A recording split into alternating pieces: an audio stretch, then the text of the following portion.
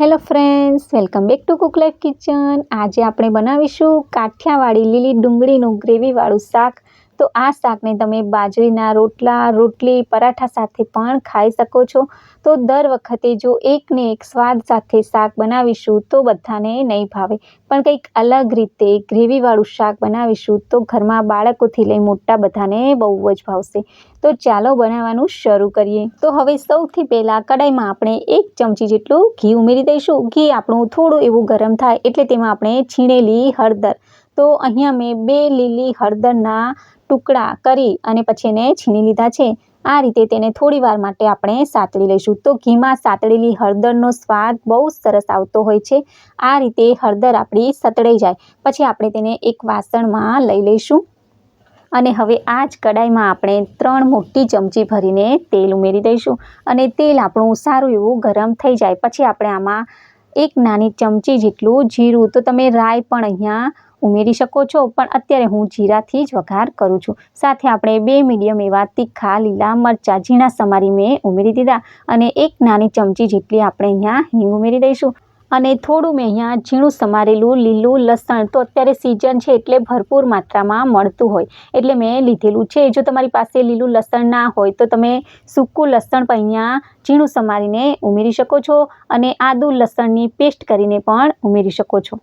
અને આ રીતે લસણ આપણું સતળાઈ જાય પછી આપણે આમાં ઝીણી સમારેલી લીલી ડુંગળી ઉમેરી દઈશું અને ડુંગળીને આપણે આ રીતે સાતળી લઈશું। તો આ રીતે લસણમાં તેને મિક્સ કરી અને સારી એવી થોડી વાર માટે સાતળી લેવાની અને હવે તમે જુઓ કે થોડી વારમાં ડુંગળી આપણી સતળાઈ ગઈ, તો આ સમયે આપણે આને ઢાંકીને 10 મિનિટ માટે થવા દઈશું અને હવે 10 મિનિટ પછી આપણે ઢાંકણ ખોલીને જોઈએ તો તમે જુઓ કે ડુંગળી આપણી સરસ મજાની ચડી ગઈ છે। તો બસ આ રીતે ડુંગળી ચડી જાય પછી આપણે આમાં આંબા હળદર મેં આ રીતે છીણ કરીને રાખેલું તે ઉમેરી દઈશું। તો આ રીતે તમે શાકમાં થોડી આંબા હળદર ઉમેરશો ને એટલે શાકનો ટેસ્ટ વધારે સરસ આવશે। આને પણ આપણે શાકમાં સારું એવું મિક્સ કરી લઈશું અને હવે આપણે અહીંયા 3 મીડિયમ એવા ટામેટાની મેં પ્યુરી કરી લીધેલી તે ઉમેરી દઈશું। થોડું એવું પાણી ઉમેરી અને આ રીતે સરસ મજાનું બધું મિક્સ કરી લઈશું। તો હવે આ બધું સરસ મજાનું મિક્સ થઈ ગયું છે। તો બસ આ સમયે આપણે આમાં મસાલા કરી લઈશું। તો એના માટે અહીંયા આપણે અડધી ચમચી જેટલું મીઠું ઉમેરી દઈશું અને હવે આપણે આમાં સ્વાદ પ્રમાણે લાલ મરચું, તો પહેલાં આપણે લીલા મરચાં ઉમેર્યા છે એટલે મેં અત્યારે થોડું એવું ઓછું ઉમેર્યું છે।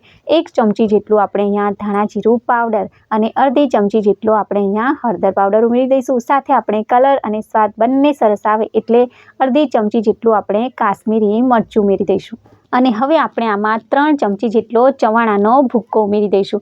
તો શાકનો સ્વાદ પણ સરસ આવશે અને આની ગ્રેવી પણ ઘાટી એવી બનશે।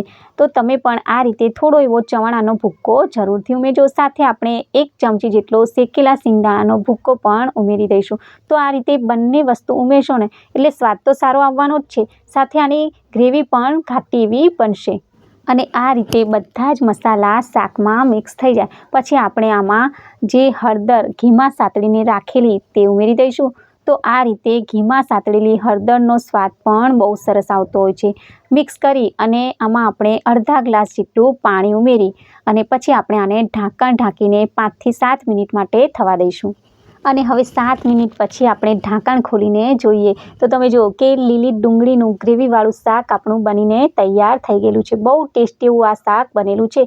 ઉપરથી લીલા ધાણા નાખી દઈશું અને આ ગરમા ગરમ શાકને આપણે સર્વ કરીશું। અત્યારે મેં આ શાકને ગરમા ગરમ બાજરીના રોટલા સાથે સર્વ કરેલું છે। તમે રોટલી પરાઠા સાથે પણ આ શાકને ખાશો ને તો પણ બહુ ટેસ્ટી એવું લાગશે। તો તમે પણ આ રીતે લીલી ડુંગળીનું ગ્રેવીવાળું શાક જરૂરથી બનાવજો અને આજની રેસીપી પસંદ આવી હોય તો વિડીયોને લાઇક કરજો અને વધારેમાં વધારે વિડીયોને શેર કરજો અને આવી જ રેસીપીઓને જોવા માટે મારા ચેનલને સબસ્ક્રાઈબ કરજો। Thank you for watching. ફરી મળીશું આવી નવી રેસીપીઓ સાથે, ત્યાં સુધી બાય બાય।